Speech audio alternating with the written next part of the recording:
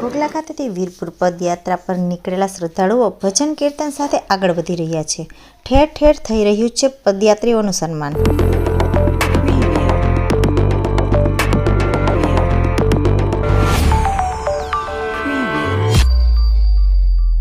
કેન્દ્ર શાસિત પ્રદેશ દીવના ઘોઘલાના રજપૂત કોળી જ્ઞાતિ દ્વારા આયોજિત વીરપુર પદયાત્રામાં શ્રદ્ધાળુઓ ભજન કીર્તન સાથે આગળ વધી રહ્યા છે।